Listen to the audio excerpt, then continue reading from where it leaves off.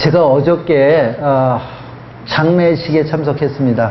저희 이 사역자 중에 하나인 우리 라니 선생님 어머니, 그러니까 이 이름이 정확하게 에바 깐틸랑이라는 그 어머니의 장례식이었습니다. 그러면서 저는 많은 걸 생각하게 됐어요. 왜 그런가 하면 사실 그 어머니가 여러분 아실지 모르겠지만 저를 무지 사랑하셨어요. 정말 이뻐해 주시고 제가 이렇게 그분과 저와의 관계를 이렇게 보니까 사실 저는 나니 선생님하고 먼저 만났던 게 아니라 그 엄마랑 먼저 만났어요. 제가 1998년도 3월 달에 처음 파시코에 들어가게 됩니다. 그래서 정말 저도 그 당시 저는 민다나오라는 섬에 선교사로 마노보 마마노아라는 종족을 품고 들어가려고 준비하던 그런 상황이었고, 그 당시에 그러던 중 1년 정도 우리 팀이 선교지 경험이 없었기 때문에 이 언어와 또 문화 적응 이런 것들을 위해서 마닐라에 머무는 동안 잠시 제가 총각 시절에 섬겼던 교회인 톤덕교회 사역하면서 그 파시코에라는 곳이 있다는 것을 알았어요. 그래서 저는 워낙 그 민다나오에 대한 생각이 아주 강했기 때문에 여기 마닐라에 머물 전혀 그런 생각하지 않았습니다. 그러던 중 우연치 않게 방문하게 된 그 파시코라는 섬이 그 당시엔 섬이었는데 배를 타고 그 방파제 앞을 이렇게 지나가는데 그 방파제에 빼곡히 매달려 있는 그 집들 하며 거기로 오가는 사람들을 보면서 나도 모르는 눈물이 나오고 이게 웬일일까 하나님 내가 여기에서 일하기를 원하시는 건 아닐까 하는 그런 생각 가졌고, 그 다음 주에 다시 가면서 흔히 이런 얘기 하잖아요. 깃털 기도라고, 양털 기도라고, 하나님 만약 이렇게 내가 여기서 이렇게 하기를 원하신다면 이렇게 해주세요, 뭐 이런 거 있잖아요. 하나님 내가 만약 여기서 일하시기를 원하신다면 그 증거를 보내주세요. 하나님 내가 여기서 일하기를 원한다면 하나님 분명히 여기에 하나님의 일하심, 미리 준비하심을 내가 볼 수 있게 해주세요. 막 이런 기도를 하고 그 다음 주에 갔는데 너무너무 놀랬던 사실이, 제가 배에서 내려서 그 방파제 거기를 이렇게 이제 뭐라 그럽니까, 사다리를 이렇게 기어 올라가서 딱 섰는데 어떤 아주머니가, 나이든 아주머니가 흑인 꼬마 아이를 데리고, 거기가 알잖아요, 매춘부들이 많이 살던 동, 흑인 아이를 데리고 저한테 처음 묻는 말이 Are you missionary? 하고 묻는 거예요. 선교사입니까? 예. 그랬더니 자기를 따라와다. 이곳에 교회를 세워달라고. 제가 깜짝 놀래고 그것을 하나님의 사인으로 알고 제가 98년부터 사역하게 됐습니다. 그래서 그때 주변에 예수 믿는 사람들을 이렇게 찾아봤는데 없었고 아이들만 그냥 막 쫓아다니는 거예요. 그러던 걸 이 란이라는 우리 지금의 우리 학교 교장 선생님의 어머니 집이 넓었어요. 그 마당에 큰 나무 하나가 있었고 그 나무 그늘에서 아이들을 모아놓고 기타를 치며 예배를 시작한 것이 우리가 지금 파시코 미션 처치의 시작입니다. 그렇게 우리가 한 6개월 남짓 우리가 거기서 예배를 드리다가 첫 번째 교회를 우리가 설립하는데, 그 BMC 교회가 12월 첫 주가 창립 기념일이거든요. 근데 그때까지 우리가 이제 마당에서 예배를 드리다가 우리가 교회를 꾸며 예배 드린 장소 또한 그 어머니가 2층 건물을 내어주셨어요. 물론 거저는 아니지만 정말 상상도 안 되는 2층 집을 우리한테 2,000불에 팔았어요. 그 사람이 그만큼 딴 사람에게 빚을 지고 있었는데 그걸 짓기 위해서 그 빚만 가려주면 그 건물을 주겠다 해서 우리가 그 장소에서 교회를 시작하게 됐고, 또 그 장소가 저희가 학교 사역을 하는 첫 장소가 되기도 했습니다. 그렇듯 그 어머니가 사실 저에게 베풀어 주신 것은 말도 못해요. 여러분 믿으려고 하지 않겠지만은 이 안티플러라는 곳에 32헥타의 땅을 주기도 했습니다. 저에게 여러분, 물론 그건 이제 등기가 안 된 땅이라 내가 등기하는데 돈이 많이 들어서 제가 안 받았지만 정말 큰 땅을 주기도 했고요. 또 거기서도 저희가 2교회, 3교회 지금 피딩센터라든지 4교회라든지 5교회도 그분이 거기 오래 살아서 관련돼서 우리에게 그 땅들을 주신 거지 우리가 거기서 그렇게 차지할 수 있었던 것은 아닙니다. 그러니까 우리 선교회가 그곳에서 사역을 하는 데 있어서 가장 큰 공헌을 하신 분이 있다면 저는 그 어머니였을 것 같다. 뿐만 아니라 제가 그 지역에 사는 사람들은요, 불법 거류민들이에요. 그러니까 그 불법 거류민들을 향해서 하는 어떤 일도 적법이 될 수 없는 거예요. 다 일리걸이죠. 그러니까 그런데 그 불법 그런 일로 인해서 제가 어려움 당할 때마다 늘 제 편에서 변호해 주시고 막아주시고. 뿐만 아니라 하여간에 심지어는 자기 딸하고 이렇게 그 분쟁이 있어도 라니하고 그 어려움이 있어도 제 편에 서주지 자기 딸 편에 서지 않는 그런 아주 지금도 골목어귀에서 나올 것 같은 그런 마음을 갖습니다. 그러나 내가 어저께 이렇게 깨달은 것 한 가지가 있다면 그런 시작, 그의 그런 시작이 있다면 그 마지막도 있구나. 우리가요 이걸 모르는 것 같아요. 저는 지난 크리스마스 때 우리 패밀리데이 때 막 춤추면서 찬양하던 모습이 아직도 선합니다. 그런데 인생은 그런 것 같아요. 영원 무궁할 것 같지만 이 땅에서 그렇지 않다는 거예요.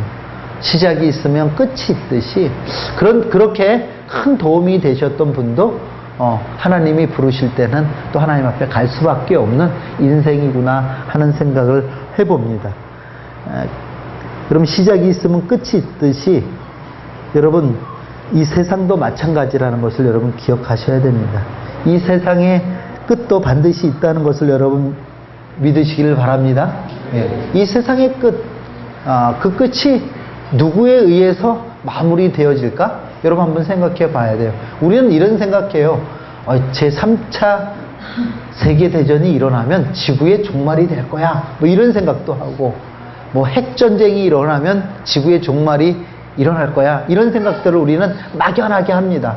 그런데 지구의 종말은 3차 세계대전도 핵전쟁을 통해서 일어나는 것이 아니라 이 태초에 천지를 창조하신 하나님께서 이 땅의 마지막도 종결하신다는 것을 여러분 믿으시기를 바랍니다. 여러분 그것이 우리의 믿음이다 하는 겁니다. 여러분 우리가 잘못 생각하는 것은 인간이 지구를 파괴시켜서 지구가 멸망할 거라고 생각해요. 전쟁이 이 지구를 멸망시킬 거라고 생각해요. 여러분 이건 아주 지극히 비성경적인 얘기입니다. 지구의 종말은요 하나님에 의해서 옵니다. 믿습니까? 여러분 이걸 잊지 말아야 돼요. 우리는 이 마지막 때가 막 세상이 타락하니까 종말이야 종말, 쟤네들 보면 종말이야 이런 생각을 해요. 그런데 그렇지 않다는 거예요. 시작하신 이가 마무리 지셔요. 열으신 이가 닫으셔요. 그래서 알파요 오메가라고 해요. 하나님은 시작이자 끝이라 하는 거예요. 그렇기 때문에 여러분 우리가 지금 이제 계시록을 보고 있는데 이 계시록은 성경과 또 우리 구원의 결론이다 하는 것을 여러분 잊어서는 안 된다 하는 것입니다. 여러분 이 결론의 말씀이 왜 우리에게 중요한가 하면 우리가 결과를 알지 못하면 불안할 수밖에 없거든요. 그런데 우리는 이 지구의 인류의 결말을 알고 있어요. 그렇기 때문에 우리의 삶이 이 땅 가운데서 불안하지 않을 수 있다 하는 것입니다. 그것을 한마디로 표현한다면 오늘 우리가 읽었던 말씀 가운데 계시록 1장 8절의 말씀입니다. 우리 다 같이 한번 읽습니다. 다시. 이게 이번 주 요절이에요. 다 같이 읽어요. 시작.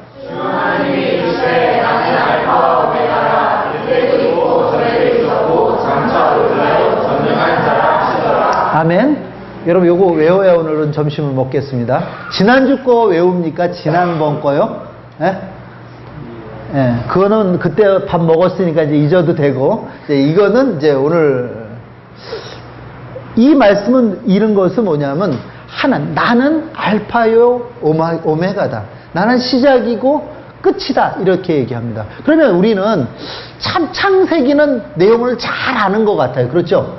천지 창조, 그 다음에 인간의 타락, 그 다음에 홍수가 있고, 그 다음에 바벨이 있고, 아브라함, 이삭, 야곱, 요셉, 창세기는 꿰고 있는데, 시작은 우리는 잘 알고 있는데, 이 계시록에 대해서는 잘 알지 못해요.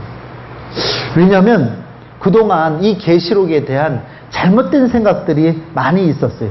무슨 얘기냐면 함부로 해석하면 안 된다, 혹은 이단에 빠질 수도 있는 위험한 책이다, 또는 어려운 책이다 하면서 사실은 이 계시록을 목사님들이 설교하는 것도 꺼려 하셨고, 또 우리 성도들도 읽을 때 많은 상징의 이야기들이 나오다 보니까 이 계시록이 우리에게서 좀 멀게 생각되어지진 않았나 합니다. 그러나 여러분, 이런 생각들, 어려운 책이다, 이단에 빠질 수도 있다, 함부로 풀면 안 된다, 이거 다 사단의 장난이라는 거예요. 읽는 자가, 또 듣는 자가, 지켜 행하는 자가 뭐가 있다고요? 복이 있다는 거예요. 이 결론은 뭡니까? 예수 그리스도가 승리하고, 하나님 나라는 승리하고, 뭐는 망한다? 사단의 나라, 세상의 나라, 바벨론, 큰 성 바벨론은 망한다는 얘기예요. 그러니까 사단이 싫어하는 책이에요. 그리고 못 읽게 하는 거예요. 자꾸 위험하다고 우리를 미혹하는 거예요. 근데 위험하지 않습니다. 그것이 하나님께서 우리도 하여금 위로하시기 위해서 주신 책이에요. 그러니까 우리는요, 제가 성도들이 신앙생활을 이렇게 하면서 방황하게 되는 이유를 잘 보면요, 왜 방황하는 줄 아세요? 여러분, 끝을 모르니까 방황해요. 왜 신앙생활을 하면서 불안해하는 줄 알아요? 끝을 모르니까 불안해하는 거잖아요. 여러분, 우리나라 축구팀이 어느 나라와 경기를 해서 이겼다는 우리가 결과를 알고 있다면, 여러분, 그 이긴 이긴 경기를 녹화해서 보면서 불안해하는 사람이 있습니까? 여러분 생각해요. 전반전에서 5대0으로 지고 있어도 불안하지 않아요. 후반에서 6대5로 이길 거니까. 여러분, 이런 부분이라는 거예요. 그러니까 우리가 계시록을 알지 못하니까 우리가 신앙생활 하면서 자꾸 구원의 확신이 없어질 때도, 이러다가 나 지옥 가는 거 아니야? 이러다가 세상이 하나님의 나라를 짓밟는데 이러다가 하나님 안 계신 거 아니야? 여러 가지 불안함이 오는 것은 우리가 끝을 모르고 신앙생활을 하기 때문에 그래요. 그렇기 때문에 하나님께서는 위로로 우리에게 이 계시록을 주시고, 이 계시록을 통해서 우리에게 하나님 어떤 위로를 주시냐면, 너네가 잠깐 환난을 당할 수도 있다, 고통을 당할 수도 있다, 핍박이 있을 수도 있다. 그러나 염려는 하지 말아라. 왜? 종국에는 하나님 나라가 이긴다. 아멘? 예. 그것을 얘기하는 거죠. 그것을 가르쳐주는 게 바로 이 계시록의 말씀입니다. 뿐만 아니라 여러분, 우리는 창세기의 많은 내용들을 알고 있어요. 그렇기 때문에 어떻게 죄가 시작됐는지, 어떻게 하나님과 우리가 분리됐는지, 또 그걸 통해서 인간에게 어떤 것들이 일어났는지, 어떤 일들이 일어났는지 많이 알고 있는데, 이것의 끝에 대한 생각들은 많이 못 갖는 거죠. 그러나 성경은 오늘 차근히 이 계시록을 통해서 우리에게 창세기에서 시작됐던 것들이 어떻게 마무리될 것인가에 대해서 이야기하고 있다. 여러분, 창세기에서는 하나님께서 하늘과 땅을 창조하셨다면, 여러분, 계시록에서는 하나님께서 그 하늘과 땅을 새 하늘과 새 땅으로 재창조하십니다. 여러분, 창세기에서는 하나님께서 빛을 창조하셨다면, 계시록에서는 영원하신 주님의 영광의 빛이 우리 성도들을 비춰주실 거라고 말씀하십니다. 창세기에서 교활한 사탄이 우리를 미혹했다면은, 계시록에서는 그 사탄이 결박돼서 불못에 던져질 것에 대해서 분명히 얘기하고 있어요. 그러니까 지금 사탄이 이것을 신학적 용어로 이렇게 얘기하는데, 한시적 허용이라고 우리를 미혹하기도 하고요, 우리를 시험하기도 하지만, 우리가 겁내거나 두려워할 것은 없는 것은 그들의 종국은 어떻게 돼요? 결박당해 불못에 던져질 자들이라 이런 거예요. 그러니까 그게 두려움의 대상이 아니라는 것을 얘기하고 있습니다. 창세기에서는 낙원이 상실되죠. 그렇지, 인간의 범죄로. 그러나 계시록에서는 그 낙원이 회복되는 것을 이야기하고 있어요. 여러분, 창세기에서는 인간이 하나님과 결별하게 됩니다. 그러나 계시록에서는 하나님이 그 백성과 다시 혼인잔치를 하시겠다고 얘기하셔요. 창세기에서는 자연이 가시덤불과 엉겅퀴를 낼 것이라고 얘기해요. 그러나 계시록에서는 그 자연이 이 인간을 부양할 거라고 얘기합니다. 여러분, 자연이 어떻게 회복되냐면요, 어린아이가 사자하고 뛰어놀아도 물지 않고요, 그렇죠?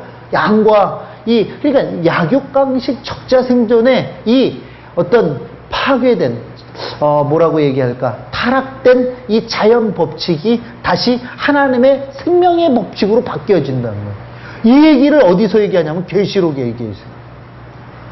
또한 생명나무가 천사의 경계에 의해서 아무도 접근하지 못하게 만들어지죠. 그러나 여러분, 계시록에서는 인간이 생명나무이신 예수 그리스도께 들어갈, 하나님께 나아갈 그 길이 열린다고 이 계시록에서는 이야기합니다. 창세기에서는 에덴 동산에서 물의 발원지라고 얘기합니다. 그런데 여러분, 계시록에서는 하나님의 보좌 앞에서 생명수가 흘러 넘친다고 얘기합니다. 여러분, 창세기에서는 우리 인간이 하나님께 위탁받은 천지 만물을 통치하는 것을 실패한 걸로 끝나지만, 계시록에서는 예수 그리스도와 더불어 우리가 영원토록 왕노릇하며 이 만물을 통치하는 일을 할 것이라고 얘기합니다. 창세기에서는 낙원과 에덴 동산이 인간에 의해서 인간의 타락으로 인해 문을 닫았지만, 계시록에서는 타락할 수 없는 진짜 낙원이 펼쳐질 것이라고 계시록 21장의 말씀을 통해서 얘기합니다. 이래도 계시록이 무서운 책입니까? 무서운 책입니까? 이게 우리를 위협하는 책입니까? 아니라는 거죠. 계시록은 어떤 책이에요? 철저하게 이 시대를 살아가는 우리 크리스찬들에게, 성도들에게 위로를 주시는 책인 줄 여러분 믿으시기를 바랍니다. 그러니까 계시록을 갖고 위협하는 사람들의 그 유혹에 넘어가지 말라. 그것은 우리를 넘어뜨리려고 하는 사단의 괴계라는 거예요. 여러분, 계시록은요, 9살짜리 꼬마가 읽어도 그걸 통해서 깨달을 수 있는 진리가 있어요. 하나님이 이긴다. 우리가 이긴다. 여러분, 이것을 얘기하는 것이 바로 계시록이라 하는 거예요. 그래서 여러분, 계시록은요, 완성의 책이기도 하고요, 우리를 위로하는 위로의 책이기도 하다 하는 것이죠. 복음을 받은 성도가 이 땅에서 고난과 환난을 잠시 당할 수 있으나 여러분, 그 완성을 생각하면 위로받을 수 있다 하는 겁니다. 그래서 이 계시록으로요, 요한계시록을 뭐라고도 부르냐면 제5복음서라고도 부릅니다. 여러분, 그런 거죠. 여기 학생들이 있어. 학생들이 지금 공부하는데 힘들어. 그렇지만은 나중에 이 공부한 것들을 통해서 내가 좋은 학교에 가고 또 내가 어떤 위치에 올라갈 걸 생각한다면 그 옛날에 힘들게 공부했던 그 기억들이 추억이 되듯이, 그렇죠? 마찬가지로 이 우리가 지금은 예수님을 믿고 따라가는데 믿음을 지키는 일에 힘들고 어렵고 때론 핍박이 있다 할지라도 우리가 그것을 힘들게 여기지 않는 것은 이걸 통해서 얻어질 결과가 분명하기 때문에 그래요. 아멘입니까? 이게 우리 가운데 하나님께서 주시는 이 계시록을 통해서 주시는 위로라는 거예요. 그러니까 계시록은요, 우리 성도들을 위협하기 위해서 주신 책이 아니에요. 이 계시록은 우리를 위로하기 위해서 주신 책이야. 너 힘들지? 너희들 정말 힘들지? 그 힘들지만은 걱정하지 마. 우리가 종국에는 어떻게 돼? 이겨. 하나님이 최후에는 승리하셔 하는 그런 위로의 말씀을 주신다. 저는 이 계시록을 통해서 여러분, 우리 성도 한 사람 한 사람에게 주시는 하나님의 위로가 있기를 주의 이름으로 축원을 드립니다. 아직 보이지는 않지만 승리하신 승리의 모습인 천상교회, 하나님이 왕이 되시고 우리가 그의 백성이 돼서 하나님과 더불어 예수 그리스도와 더불어 왕노릇하며 살아가는 그 삶을 이 계시록이 우리 가운데 보여주고 있다. 그러니까 여러분, 저는 그런 것 같아요. 우리가 창세기를 좋아하는 만큼 계시록도 좋아하고 많이 알아야 된다. 그래야 내 삶에 걱정, 근심이 사라져요. 여러분, 걱정하는 것, 근심하는 것, 그 이유가 뭔가 하면요, 다른 게 아니거든요. 불신앙이 그 이유거든요. 여러분, 여러분들이 불평하고 불만하는 것도요, 불신앙이 그 근본이 되거든요. 나를 창조하시고 나를 이 땅에 보내시고 다시 그 하나님 나라로 데려갈 그 하나님에 대한 분명한 신뢰만 있다면 내가 왜 불안해하고 걱정하고 근심하고 그러겠어요? 그 확신이 없으니까 내가 불안해지는 거죠. 그러다 보니까 세상의 유혹에 빠지는 거죠. 그러다 보니까 내 마음이 어려운 거죠. 여러분, 계시록이 있기에 하나님 나라가 어떻게 완성되는가를 알 수 있고, 또 우리가 무엇 때문에 무엇에 소망을 두고 살아야 되는지를 알려주시는 거예요. 우리의 인생은 막연히 사는 인생이 아님을 여러분 기억하시길 바랍니다. 확실한 미래를 가지고 사는 자들입니다. 그렇기 때문에 우리 가운데 두려움이 없어요. 그래서 오늘 성경은 뭐라고 얘기하냐면, 하나님은 알파요 오메가이시다, 시작이고 끝이다 얘기한다 하는 것입니다. 오늘 우리가 읽었던 본문의 말씀에 이렇게 표현합니다. 7 교회에 편지하노니 하고 얘기합니다. 자, 보세요. 우리가 그동안 종래에 생각하던 계시록은 계시문학이다, 무슨 묵시문학이다, 이렇게 얘기를 해요. 근데 이 문학의 장르가 한 3가지 정도로 쓰입니다. 예언이라고도 성경이 얘기하고요, 이 성경 내에 계시라고도 얘기하는데, 오늘 우리가 읽었던 본문에는 뭐라고 얘기냐면 편지라고 얘기해요. 편지라는 것은 이 문학적 형태의 한 부분입니다. 우리가 이렇게 얘기하죠. 서간문 이렇게 얘기하죠. 편지를 써보내는. 제가 우리 이강석 집사님이 군대에 있을 때 제가 위문 편지를 이렇게 써드린 적이 있어요. 얼마나 위안이 됐어요 그때 좀. 그래서 제가 군대에 있을 때 또 우리 이강석 집사님 저한테 위문 편지를 이렇게 써주셨어요. 남자가 손편지 쓰기 쉽지 않아. 그 당시엔 또 이메일이 없을 당시니까 또 이렇게 면회도 와주시고, 이렇게 위문 편지를 이렇게 써주면요, 거기다가 편지 쓰면서 거기다가 너 하여간에 내 말 안 들으면 죽어, 너 그렇게 살면은 너 끝에는 망할 수도 있어, 막 이렇게 하는 게 편지입니까? 그건 협박이지요. 여러분, 지금 보세요. 요한이 소아시아에 있는 성도들에게 편지를 쓰는 거예요. 이걸 위협하기 위해서 썼다고 생각하십니까?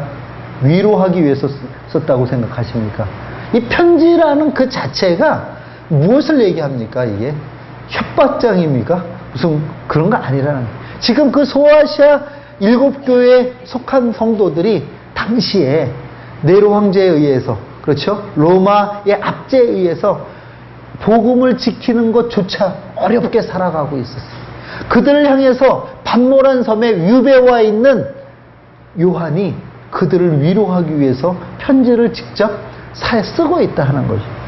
여러분, 그렇기 때문에 여러분, 이 서신서, 특별히 얘기한다면 이 편지라는 것은요, 시간과 공간적 어떤 제한된 독자를 갖고 있다는 것이 사실입니다. 그러니까 우리가 이것을 자꾸 상징으로 푸니까 위험해요. 그래서 666은 뭐 어쩌고 저쩌고, 뭐 거의 10뿔 달린 누구는 어쩌고 저쩌고, 이러니까 우리는 자꾸 그것은 뭘 얘기하고 666은 뭘 바코드, 베리칩이고.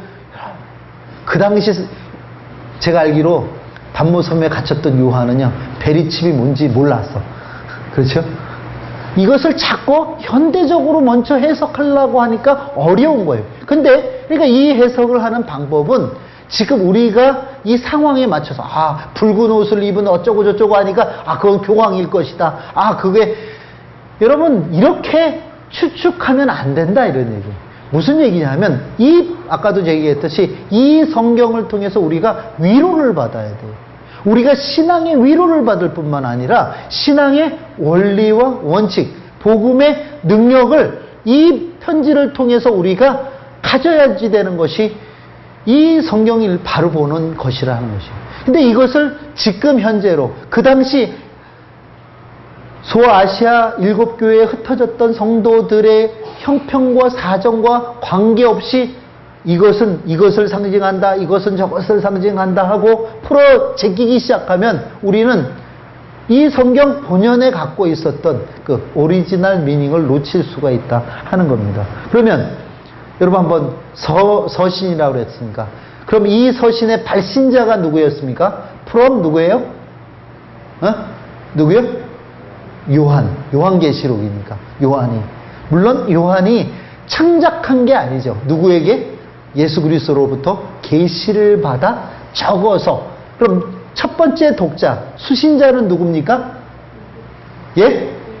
7교회에 흩어져 있는, 소아시아에 흩어져 있는 교인들에게, 성도들이 첫 번째 수신자가 된다. 그러면 여러분 보세요.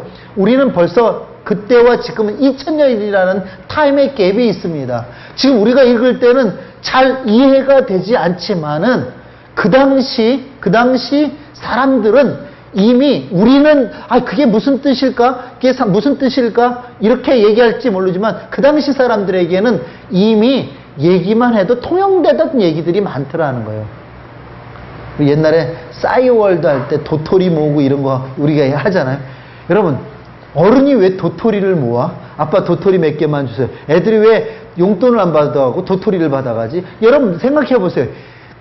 이 얘기를 앞으로 2000년 후의 사람들은 전혀 이해할 수 없지만 우리는 요 시대에는 다 알고 있잖아요. 그게 뭐를 의미하는지.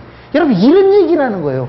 여기서 요한이 심하게 어떤 영적인 의미를 부어서 상징적으로 그것을 설명하기 위해서 그렇게 쓴 것이 아니라 그 당시 사람들에게는 통용되던 얘기가 지금 2000년이라는 시간의 갭을 지나서 오니까 우리에게는 생소하고 어렵다는 거예요.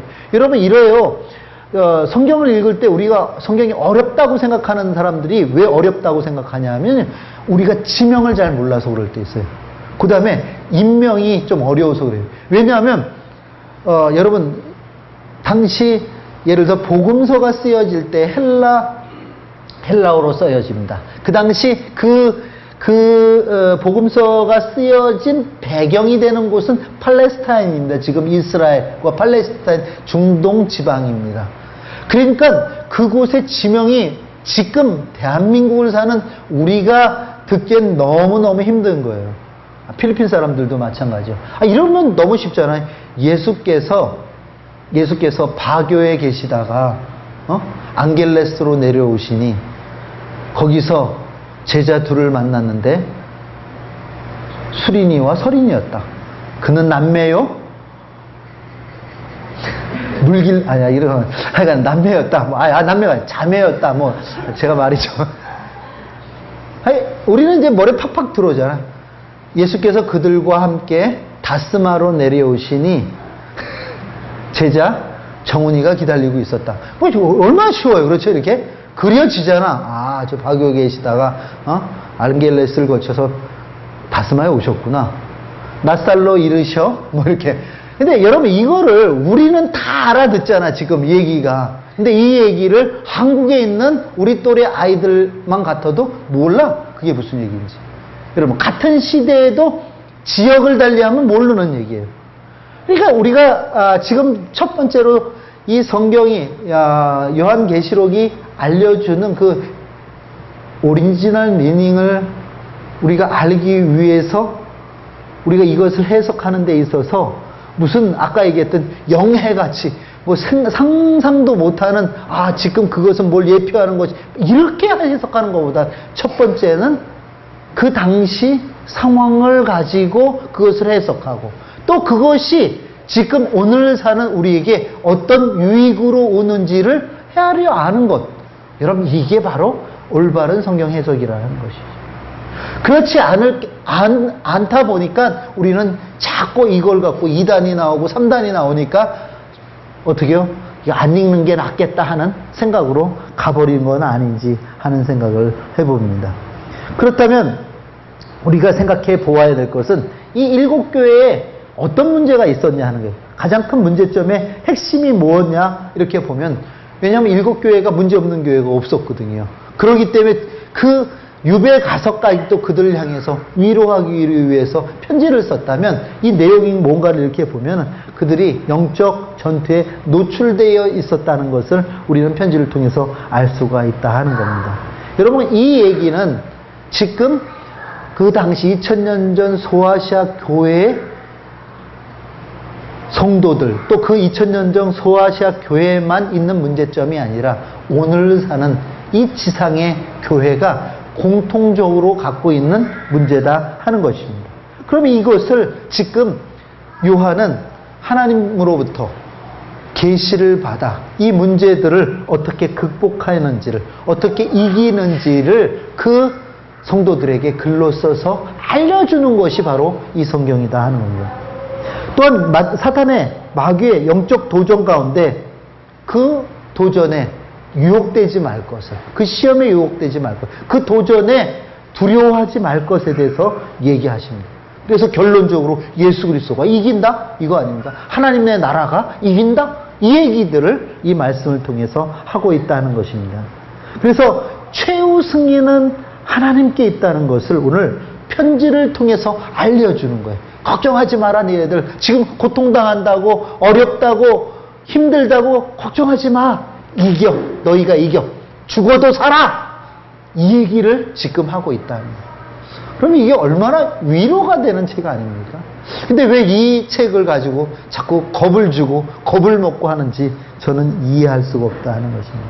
어떻게 보면 하나님 나라를 향해서 그 나라를 꿈꾸고 살아가는 우리들에게 요한을 통해서 하나님께서 주시는 마치 위문편지와도 같은 글이 아닌가 하는 것입니다. 위문편지 이런 거 아닙니까? 야, 지금은 군대 생활 어렵고 힘들지만 가면 내가 써줄게. 결론은 뭐야? 그래도 국방부 시계는 돌아간다. 2년이죠 요새? 2년 있으면 제대해. 그러니까 조금 더 참아라. 이 얘기 아닙니까? 어떤 면에서 지금 요한계시록이 우리에게 얘기해 주는 얘기가 그거 아니에요. 야, 지금 힘들고 어렵지만 조금만 더 견뎌. 조금만 더 힘을 내. 그러면 어떻게 제대한다 이런 거 아닙니까? 우리의 제대가 뭡니까? 뭐예요? 예수 그리스도께서 이 땅 가운데 다시 재림하심으로 그가 왕노릇하는 그날이 우리 가운데 주의 날이 있다 하는 거 아닙니까? 얼마나 이게 큰 의미인가 하는 생각을 해요. 근데 여러분, 이 편지를 쓰면서 오늘 또 하나님께서는 요한을 통해서 이런 위로를 또한 주십니다. 여러분, 오늘 읽었던 우리의 본문을 조금 더 이렇게 나누어 본다면 4절부터 5절 전반부까지 이 편지의 인사말이라고 볼 수 있고요. 5절 후반부부터 6절까지 하나님을 찬송하는 얘기고, 그 다음에 7절 8절은 이 계시록 전체 주제를 얘기하는데 다시 오시는 하나님에 대해서, 반드시 속히 다시 오실 전능하신 하나님에 대해서 기록하고 있습니다. 그 예수 그리스도와 성령과 성부 하나님을 통해서 우리 가운데 무엇이 있다고 결론 지으냐면 은혜와 평강이 있다고 얘기합니다. 여러분, 은혜라는 것은요, 우리가 잘 알아야 될 게 뭐냐면, 은혜는 우리로부터 시작하지 않는, 이 땅의 것이 아니라는 것을 여러분 기억해요. 은혜는 성부, 성자, 성령 하나님으로부터 시작되는 것을 여러분 기억하시기를 바랍니다. 근데 이 은혜의 근본이 무엇이냐면 바로 하나님께서 예수 그리스도의 십자가를 통해서 우리를 구원하신다는 거예요. 저는요, 지난 주간에 에베소서를 제가 이렇게 묵상을 하면서, 여러분, 바울도 그렇게 표현해, 은혜와 평강이 너희에게 있을지어다 하고 인사를 합니다. 근데 오늘도 여기 은혜와 평강이 너희에게 있을지어다 하는데, 이 은혜에 대해서 고민해요. 여러분, 어떤 분들이 이렇게 간혹 얘기하는 거예요.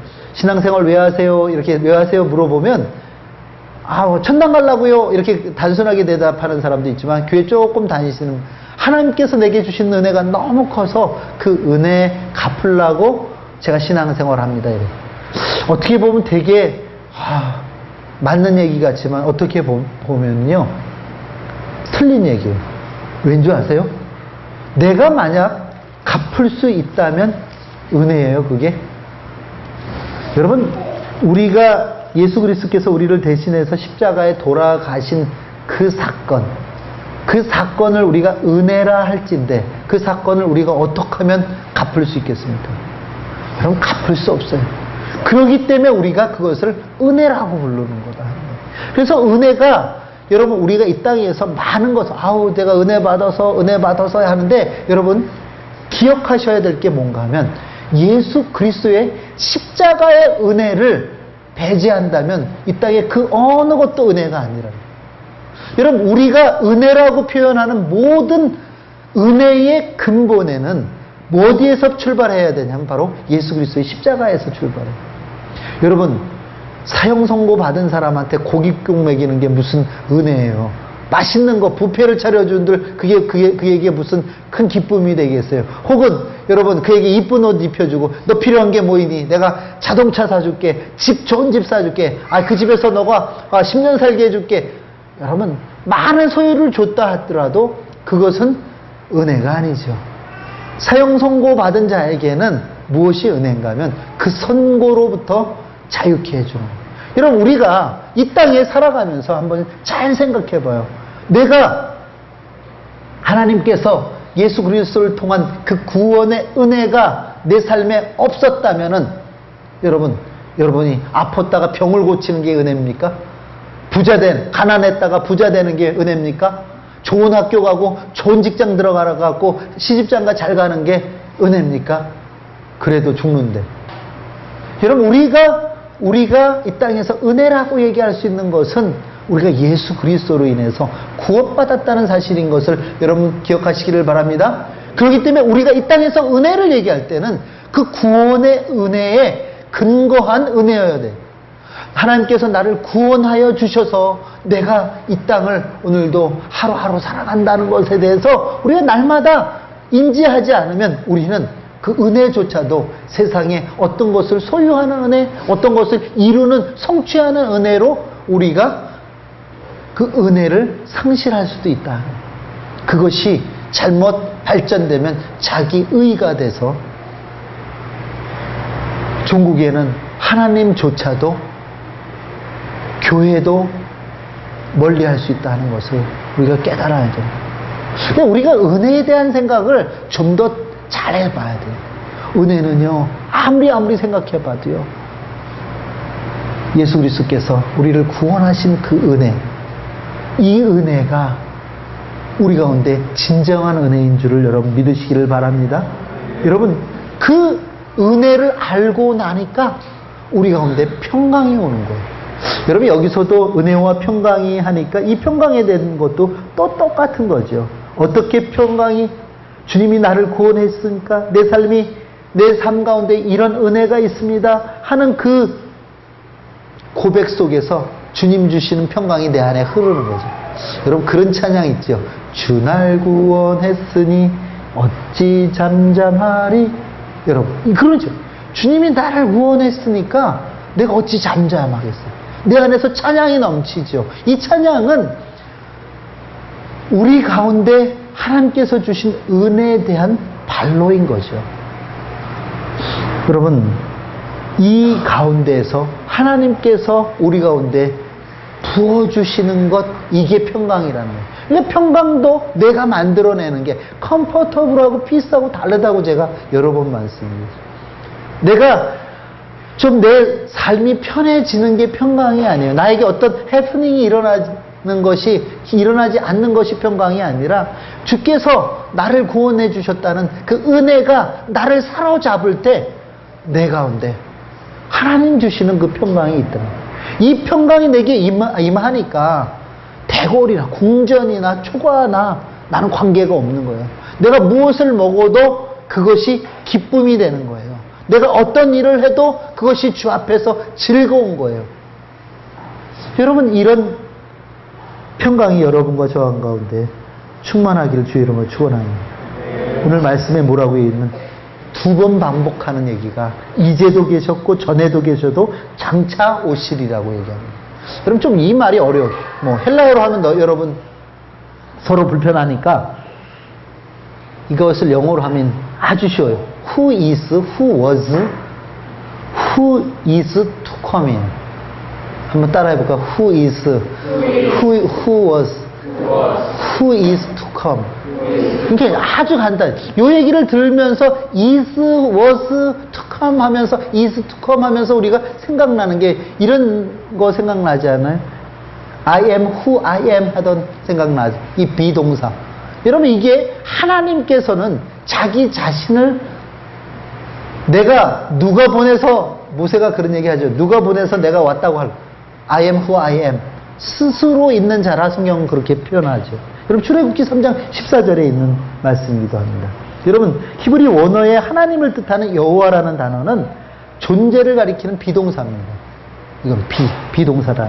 하야라는 동사에서 오는데 여러분 이 하야라는 것은 무엇을 의미하냐면 스스로 계시다 하는 거예요. 그러니까 이스라엘을 애굽에서 건져내신 그분이 과거에도 현재에도 미래에도 역사하신다는 것을 의미하는 거죠.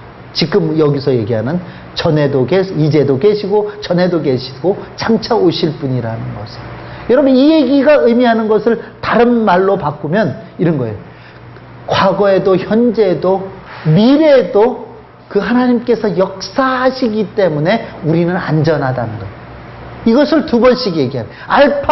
알파요 오메가다 하는 것과 더불어 이제도 과거에도 또 미래에도 계실 그분으로 인해서 우리는 안전하다. 여러분 이게 우리 가운데 은혜요. 이 은혜로 인해서 우리 가운데 평강이 있다는 것을 지금 말씀은 선포하고 있다 하는 것입니다. 여러분 우리가 보세요. 이사야 41장 1절부터 4절 한번 보도록 하겠습니다. 한번 큰 소리로 우리가 한번 읽어봅시다. 시작. 성도야 내 앞에 걸어라. 민족들아 눈을 새롭게 하라. 가까이 나아오라. 그리고 말하라. 우리와 서로 재판자리에 가까이 나아가자. 누가 누구에서 사람을 일깨워서 우리로 그를 불러 자기들 앞에 이르게 하였느냐. 열국을 그들 앞에 넘겨주며 누가 왕들을 다스리게 하되 그들에게 하나님의 뜻하게 그들의 하나님의 그리는 속에 얻게 하며 그가 그들을 쫓아가서 그의 발로 가보지 못한 길을 안전히 지나가니 이 일을 누가 하였느냐 누가 이루었느냐 누가 처음부터 만대를 불러내었느냐 나 여호와라 처음에서라도 나중에 있을 자에게도 내가 곧 그니라. 아멘입니까? 아멘. 여러분 이 말씀을 개역개정에 뭐라고 얘기하냐면 누가 그 역사를 결정하였느냐 이렇게 얘기해요. 누가 그 역사를 결정하였느냐 누가 이 일을 행하였느냐 누가 그 역사를 결정하였느냐 누구의 역사냐 이런 거예요. 여러분 그러니까 히스토리죠. 그렇죠? H가 대문자잖아요. 하나님의 스토리죠. 하나님의 스토리. 이 역사를 시작하신 이가 누구였습니까? 이 역사를 마무리하실 이가 누구십니까? 애굽에서 그들을 건져내는 이가 누구십니까? 광야의 길을 걷게 하신 이가 누구입니까? 그들에게 가나안을 주신 이가 누구십니까? 하나님이시다. 이 하나님을 믿는 여러분 되기를 바랍니다. 그가 바로 나다 하고 성경은 얘기하고 있어요. 전에도 계셨고 이제도 계시고 장차 오실 그이시다 하고 오늘 얘기합니다. 이 얘기는 무엇을 얘기하는 겁니까? 이사야 40장부터는요 바벨론의 포로가 됐던 그 사람들이 바벨론으로부터 해방될 것에 대해서 예언하는 그런 얘기들입니다. 무슨 얘기예요? 너희들을 바벨론의 압제 가운데서도 구원낼 이는 누구다? 하나님이시다. 아멘입니까? 네. 여러분 이것을 얘기해요. 44장 한 번 더 볼까요? 44장 1절부터 6절에는 6절만 보죠. 6절 다 같이 시작. 이스라엘 왕인 여호와 이스라엘 구원자의 만군의 여호와가 이같이 말하노라. 나는 처음이요 나는 마지막이라. 나 외에 다른 신이 없느니라. 아멘. 그러니까 평안을 잃지 말라 이런 얘기예요. 불안해하지 말라는 거예요. 근데 왜 이걸 갖고 자꾸 위협을 하는지 난 이해가 안 가겠어요. 그렇죠? 성령은 지금 계속 우리에게 무엇을 얘기합니까? 시작이었던 그분이 또 지금도 그로 말미암아 이루어 가시고 또 장차 그분이 다시 오셔서 우리를 구원해 주실 거라고 얘기하면서 우리를 위로하고, 그래 겁먹지 말라, 놀라지 말라, 두려워하지 말라, 하나님께서 하신다 이 얘기. 아멘입니까? 여러분, 여러분 가운데 걱정이 뭡니까? 근심이 뭐예요? 저는 여러분들이 그 걱정 근심을 주님께 맡기는 여러분 되기를 바랍니다. 그분이 여러분의 삶을 시작하셨다면 여러분의 삶의 끝도 그분이 책임져 주실 줄 믿습니다. 여러분, 여러분들이 공부를 시작했다면 그 시작한 공부도 하나님께서 마무리 시켜줄 줄 믿고 하시길 바랍니다.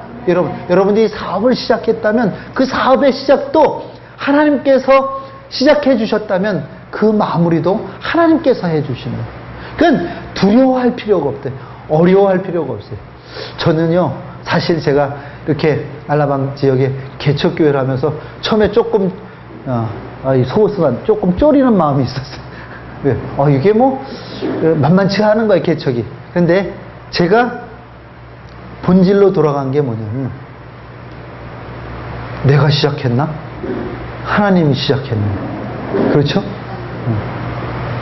저는 선교사를 시작할 때도 좀 두렵고 떨리는 마음이 있었어요. 왜 그러냐면 그 당시 제가 가정이 같이 나올 때 98년도에 IMF 터지고 1년 만에 나갔던 선교사님들도 되돌아오던 시절이었어요. 쫄이었어요. 많은 분들이 저를 다 말렸어요. 아니 100일 된 애들 데리고 어디 가냐고. 지금 나갔던 선교사님들도 나 들어오는데 조금 나라가 좋아지면 가라고. 그러려고 그랬었어요. 그런 마음도 있어. 그런 유혹도 있었어요. 그런데 제가 그때 깨달은 게, 나를 부르신 이가 누구예요? 하나님이 부르셨다면 또 그가 나를 보내실 거고, 보낸 나를 그분이 책임지실 거라. 고생 엄청 했죠. 그래도 하나님께서 책임져 주신다는 그것이 오늘을 살게 하더라고요. 여러분, 우리가 많은 경우에 시작할 때는 하나님 이름으로 시작해요. 근데 하다가 잘 안 되면 아닌가 봐 그러고 되돌아하시고 접어버리고 할 때가 많아요. 여러분, 우리의 하나님께서 주신 많은 비전들은요, 하나님이 접어서 안 되는 일은 없어요. 그것을 하다가 그 비전을 주셨음에도 불구하고 시작하다가 내가 내 능력, 내 실력을 보고 접어버리니까 거기서 멈춰버리죠. 여러분, 하나님께서 여러분 가운데, 또 우리 가정 가운데, 우리 교회 가운데, 여러분의 사업 가운데, 사역 가운데 주신 꿈을 접지 않기를 주 이름으로 축원합니다. 하나님은 여러분에게 그 꿈을 주실 뿐만 아니라, 그 소망을 주실 뿐만 아니라, 그 소망을 이룰 능력도 더불어 주시는 분임을 여러분 믿으시길 바랍니다. 여러분, 이게 주님이 우리 가운데 역사하시는 거예요. 그러니까 우리의 삶이 어려워져 가는 것은 있잖아요. 하나님이 우리를 돌보시지 않아서가 아니에요. 하나님이 주신 그 꿈과 비전을 우리가 세상을 바라보고, 사람을 바라보고, 환경과 처지를 바라보고 접어버리니까 그 꿈이 접히는 거예요. 나는 여러분들이 하나님 주시는 꿈으로 살아가기를 주 이름으로 축원합니다. 그래서요, 제가 이런 얘기를 했어요. 내 가운데, 여러분, 타락한 인간이에요. 저도 우리가 범죄한 인간이에요. 내 가운데 좋은 생각이 들면 그거 누가 주시는 걸까? 간단해요. 단순해. 누가 주시는 거예요? 여러분 믿습니까? 근데 하나님은 우리에게 좋은 생각만 주시고 좋은 소망만 주시는 게 아니라 그걸 이루실 능력도 주심을 여러분 믿으시길 바랍니다. 그러니까 여러분, 만약 좋은 생각이 들거든 행하세요. 그럼 돼요.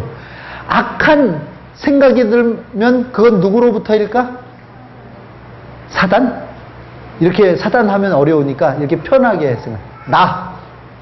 그거는 나로부터야. 선한 생각이 들면 누구로부터라고요? 하나님. 악한 생각이 들면 그건 나로부터예요. 내가 사단에게 미혹받은 거예요. 선한 생각이 들면 행하면 되고, 악한 생각이 들면 회개하면 되는 거예요. 회개하면 돼요. 하나님, 보세요. 내가 선교사인데, 목사인데도 이런 악한 생각을 하네요. 용서해 주세요. 그러면 되는 거예요. 또 선한 생각이 들 때는 하나님, 내게 선한 마음 주셨으니까 하나님, 이 일을 이루실 줄 믿습니다 하고 내가 행하면 되는 거예요. 그럼 나는 선을 행하는 자로 이 땅을 살아가게 된다 하는 것입니다. 여러분, 애굽이, 가나안이, 바벨론이 여러분 이스라엘을 유혹한다 할지라도 이스라엘을 위협한다 할지라도 하나님 앞에서는 아무것도 아니었다는 사실입니다. 지금 현실을 보면서 실망하고 낙담하고 이래서 될까 하는 의심스럽지만 이 뒤에 배후에 역사하시는 분이 하나님이시라는 것을 우리가 깨달아 알 때 우리가 기쁨과 또 그가 주시는 그 위로로 살아갈 수 있다 하는 것입니다. 여러분, 이스라엘을 보호하셨던 하나님이 지금 오늘 우리도 보호하시고 이끌어가고 계심을 여러분 믿으시기를 바랍니다. 뿐만 아니라 우리를 통해서 하나님의 나라를 이루어 주실 것임을 여러분 믿으시기를 바랍니다. 여러분, 우리가 그 은혜로 인해서 이 땅 가운데 평강을 누리는 거예요. 참 어떤 분이 저한테 물어요. 되게 즐겁게 기쁘게. 저는 지난 20여 년의 제 사역이 너무너무 기뻐요. 즐거워요. 행복했어요. 내가 이렇게 얘기할 수 있었던 것은 내가 내 몸이 편해서가 아니라 하나님께서 주시는 그 기쁨과 평강이 나를 사로잡으니까. 저도요, 이제 나이가 들었는지 아침에 일어나려면 정말 몸이 피곤해요. 못 일어나겠어요.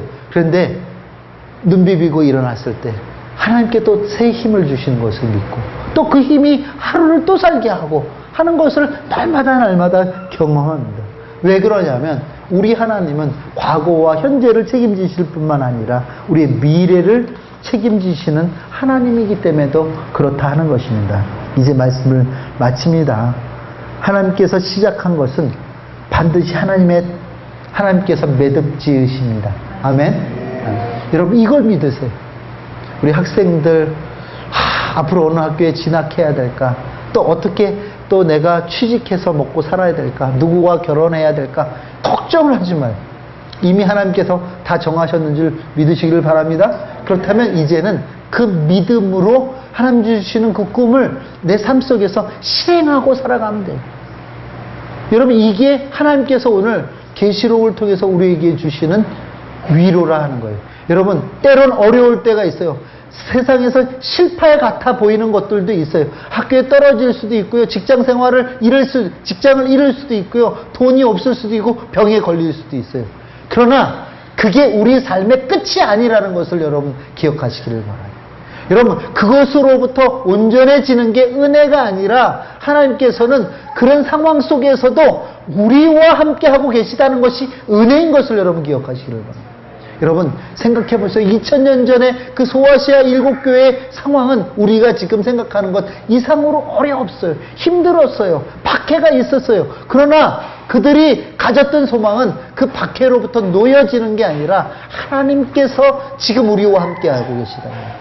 전에도 계시고 이제도 계시고 장차 오실 그분이 우리에게 말씀하고 계시고 우리와 함께 하시고 우리 가운데 역사하신다는 것이 그들에게 큰 소망이었다는 것을 여러분 기억하시고, 여러분, 무엇에 우리가 소망을 가질 거예요? 이곳엔 끝에 내가 천국 가는데 소망을 갖는 것이 아니라 이제도 전에도 장차 오실 그분이 지금 나와 우리와 함께 하심에 소망을 가지시는 저와 여러분 되기를 주의 이름으로 축원하십니다. 그분이 알파요 오메가이시고 우리를 생명을 주신 그 하나님께서, 우리에게 생명을 주신 하나님께서 생명 주셨을 뿐만 아니라 우리 인생을 책임지신다는 사실도 여러분 믿으시기를 바랍니다. 그래서 내가 내 인생의 역사를 결정해야 된다면 힘들어요. 어려워요. 뭘 해야 될지 몰라요.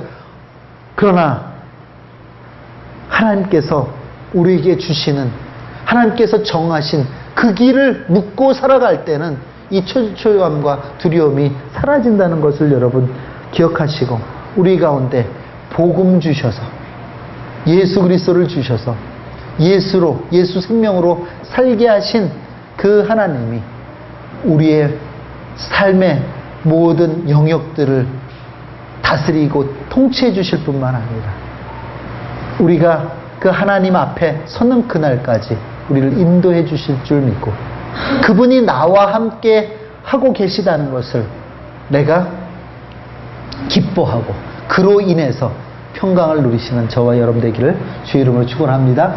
우리 기도하죠.